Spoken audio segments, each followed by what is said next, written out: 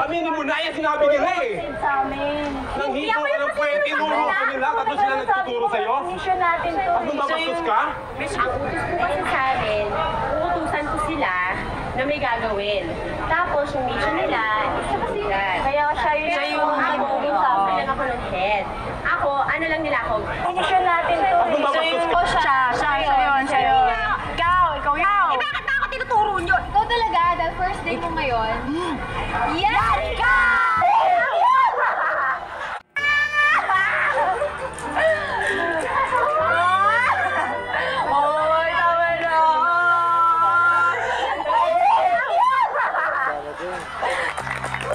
Ito na po mga kaibigan, dahil Pinoy naman. Robert, pero buboy.